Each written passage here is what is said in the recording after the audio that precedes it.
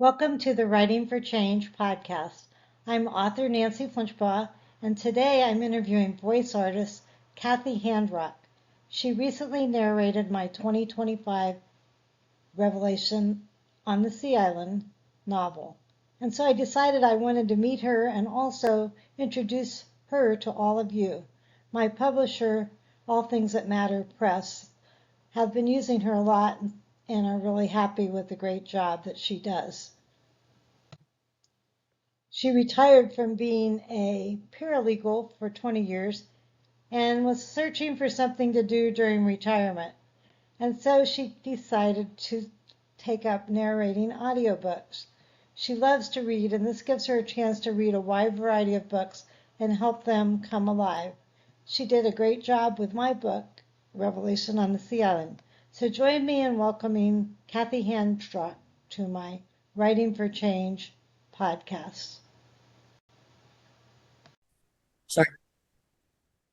Well, welcome, Kathy Handrock. Thank you for talking with me today.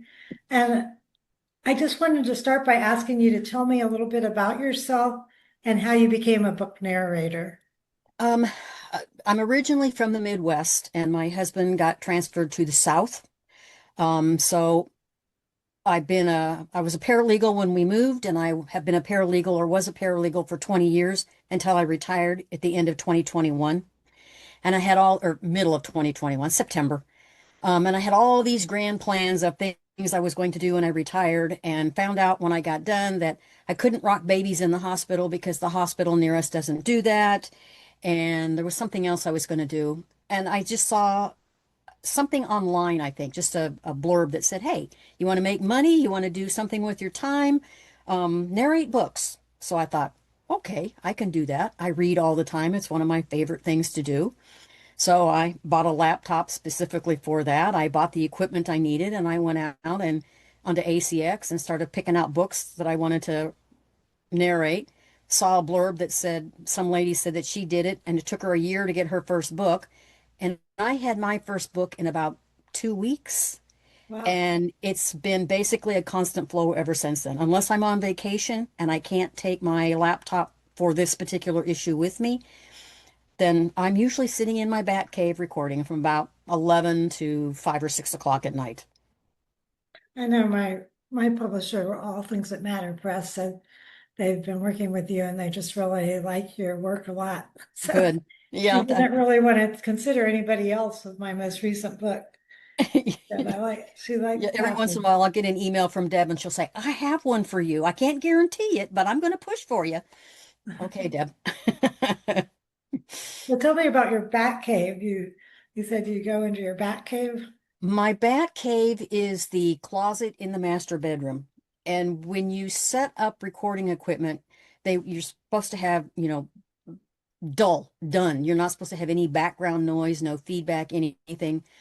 And they tell you to set your computer up, set it to record, walk out the door, come back in 5 minutes and see what kind of background noise you have or radiant noises that you have, ambient noises, and then fix it. Well, I did that. I walked out and I walked back in, and the only noise in the closet was the opening and closing of the door. I can sit in this closet, and while I can hear lawnmowers and I can hear dogs bark and I can hear weed whackers, it does not get picked up on my computer. The noise in this closet is so well insulated because my professional clothes are still in the closet, that you can't hear anything and there is no feedback. So it happened to be the perfect place to do it, and I just referred to it as the Bat Cave. It's not very big, but it serves its purpose. Well, that sounds great that you found a place. I know I tried to record one of my books and it wasn't adequate. And at the time, I was still working using equipment at the library, and I just thought, okay, I can't do this right now because Yeah. I had actually recorded the whole book because that first part was okay, and then I just gave up and let them find somebody. But yeah, it's a cool thing. And I Yeah, did hear about closets are a good place to do that.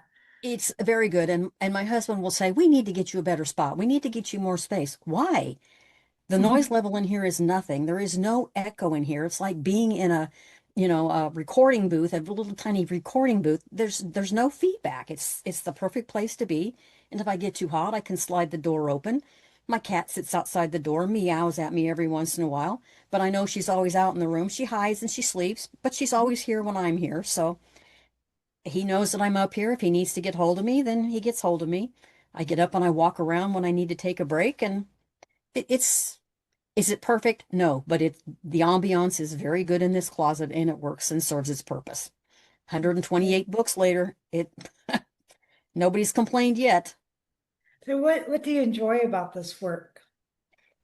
It I am an avid reader and it gives me the opportunity to read books that I might not normally pick up. I will pick up I'll buy Danielle Steele books and I'll get, there are several BookBub has a lot of free ones. There are only about two authors that I will pay for their books. No offense to anybody, um, but I am inherently frugal. And if I can get it for free, I'm going to get it for free.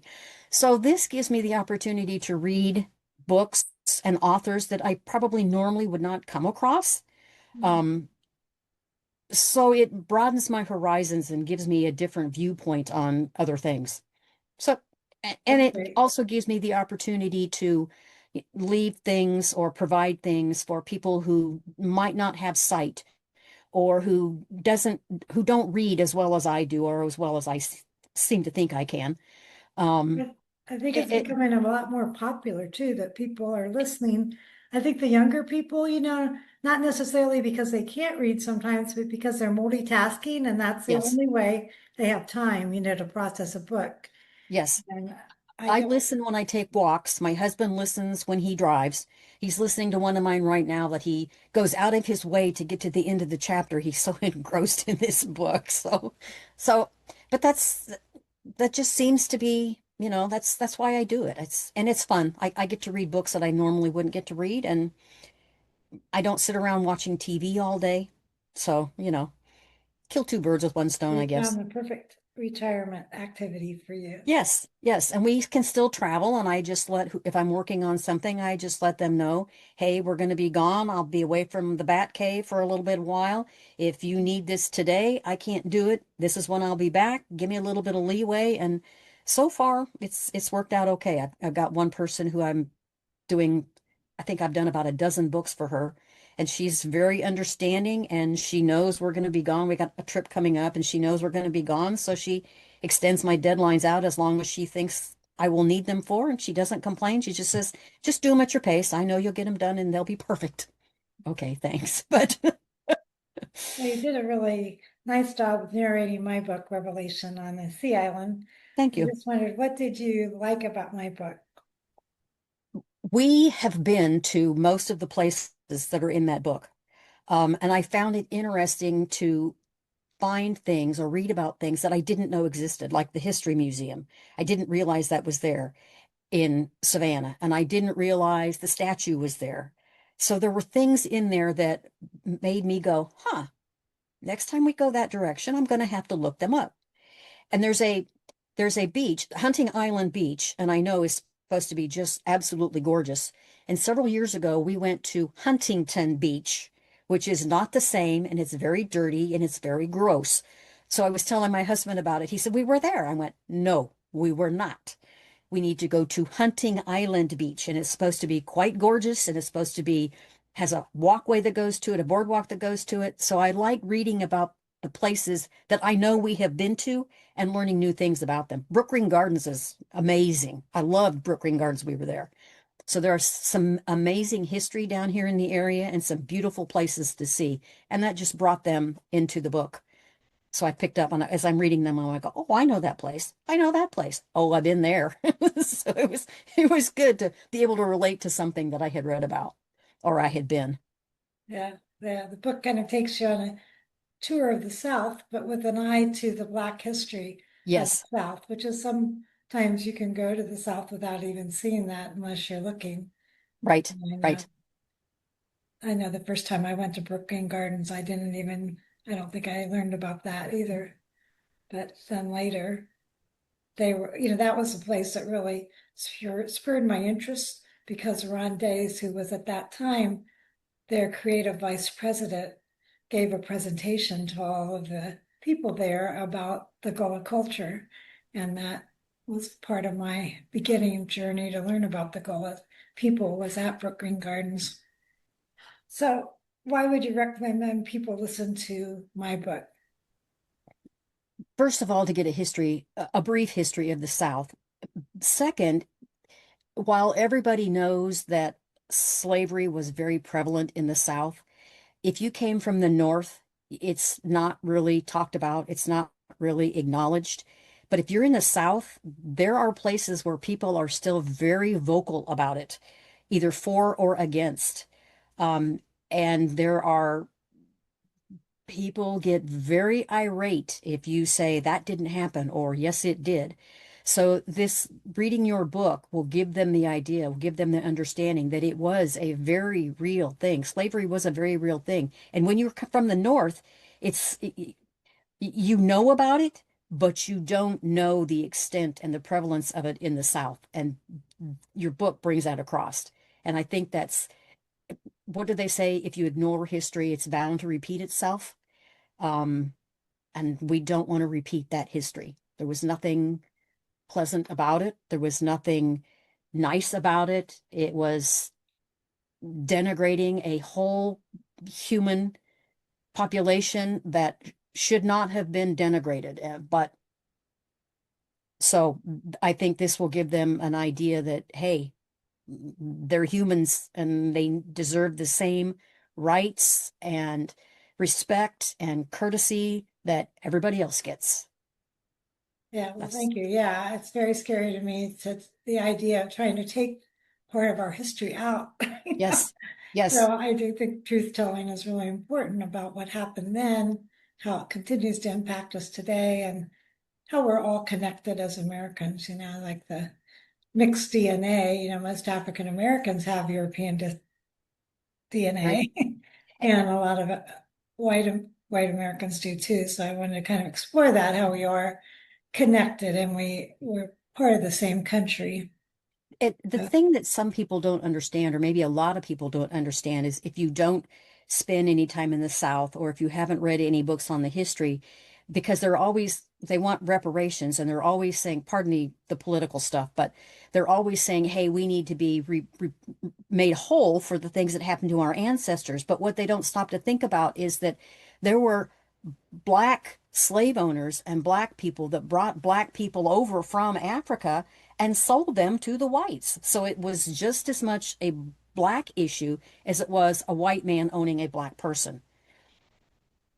And I don't think a lot of people in the North actually realize that. And there could be a lot of blacks in the South that don't realize that either, or don't want to acknowledge the fact that their own ancestors may have sold their own ancestors.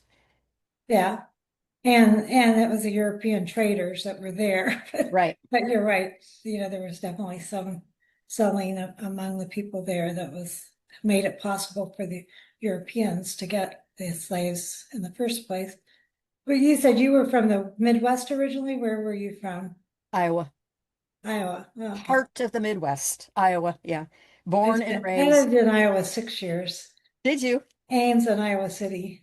Ah, yeah, I grew up in Des Moines, and then my husband and I lived in a suburb south of Des Moines. So, but I lived there most of my life. At one point, I lived in Arizona and California, but most of my life I was in Iowa, and I love Iowa, except in the winter. I still have family in Iowa, and we still go back to see them. Um, but I will not move back. I do not miss the snow. I do not miss the cold. 40 is too cold for me, and that's what it gets to here in the winter. Sometimes it gets to 30, the plants freeze. But I have no desire to move back to the Midwest. Just no. Thank Getting you. warmer up here. I live in Ohio, but yeah, I guess That's what okay. somebody told us that the other day. I was at a reunion and they said, oh, it doesn't get cold in Iowa anymore in the winter. Really? No, really? Okay. Um, I don't I'll, know. My I'll, son lived in, well, we're getting off track, but I can tell you some stories. Okay, so about how many books have you narrated? What have been some of your favorites? there are 128 active titles right now.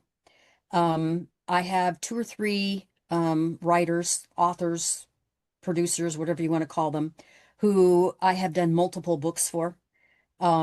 There's a series, and I never, going into reading these particular books, I don't consider myself a highly religious person, but one of the authors that I narrate for is a pastor in Iowa, of all places, in a little bitty tiny town in Iowa. And I have done multiple versions of her books. And I get drawn in to these books because parts of them are real and they're about her life. So you get drug into these, and you feel her hurt and you feel her pain. There's a book called it's a series of books, the Chronicles at the End of the World. And it's a series of 5 books. And it's basically about the Civil War and this family, these kids who run away from the South, and they make their way across the United States. They end up in California, and then they move back the other direction later on in their life when they grow up. So that one was interesting. That was a 5 series book. Here we are back in the Civil War again. There have been, of all things, some books that concern witchcraft that are pretty good that I enjoyed doing. Maybe it's because people, don't think I'm such a nice person, and maybe I have a little bit of that in my history, but so those were good. And that was a series of books, probably 5 people that had a background of witchcraft and had um, a second sense, a second sight. So they had things that they could, they knew what was going to happen, or they could see what was going to happen, so they would act accordingly. So those were good. Yours, because again, it gave me, oops, it helped me see parts of the South and parts of the area where I live that I didn't know about. So there haven't been very many funny ones. I'm working on one now that's very sarcastic, which is right up my alley because I find what you're talking about. Have a book club. Well, in my book we have the Mans, the Magnificent and Marvelous Book Club. And when I wrote my first book, one of my friends said, "I want to be in a book club like the Mans." So I started one, and we meet at my house once a month, and we've been meeting since 2012. But a lot of times we read books that I wouldn't normally read. Like some of the people in the group really like mysteries. But every time I read a book that I wouldn't normally read, I like something about it. right. So it does broaden my perspective on life. So I Yep. can hear. So is there anything else you'd like to add? I just would like to say, and this has to do with anybody that does this, whether you be the writer or the narrator, or you just listen to the book. If you find an author that you like, if you find a narrator that you like, go out to Audible, do some research, do a Google search on that author, do a Google search on that narrator, and pull up their books, because you never know what you're going to find. You're going to find a book that you're going to look at it and you're going to go, well, I don't know. And then you find that you actually enjoy the book. And we're not going to get rich doing this, and that's not why I do it. But that is a way to show people that those books are there and that you enjoy them, and make sure that you leave comments, because the more comments that get made, the more the book moves up into the progression, and the more people will see it. Okay, so you would like people to they go to the ACX site and look for Kathy Handrock and listen to some of your books. Is that what you're recommending? Yes, or you go out to Audible and find your books, not just me. Any author that you have listened, any narrator you have listened to, if you enjoyed listening to that person, go see if there are more books by that person. Yes, Just, all of my books are on Audible, well, there all you with go. different narrators, but Of course. maybe my next book is going to be Revelation in West Africa. So maybe Kathy will have you do that one also. You mean Deb? Deb, right. Yeah. Yeah. Kathy, Deb's my publisher. Yeah. Yeah. Well, Yeah. thank you so much, Kathy, for jumping out of your comfort zone and out of your closet for a few minutes, the Bat Cave, Yeah. to talk Yep. with me, and happy reading. And thank you again for reading my book. I thought you really brought the characters to life, and it was really fun to listen to, and I thought you did a great job. So Well, thank you. I appreciate it. Godspeed with your work. Thank you. Thank you. You can listen to more of Kathy Handrock's work on audible.com. Just do a search for Kathy Handrock. She has quite a variety there, but also make sure to listen to Revelation on the Sea Island first. And you can also do a search for Nancy Flinchbaugh, and you'll find all of my audiobooks there as well. Thank you for listening to the Writing for Change podcast, and I invite you to join me and my guests to discuss other books and writing for peace, justice, and the earth close to the heart of God. You can find me on YouTube, Spotify, Amazon Music, and Apple. Find out more information about me on my website at nancyflinchbaugh.com and also on Facebook at Nancy Flinchbaugh Author. Have a great day.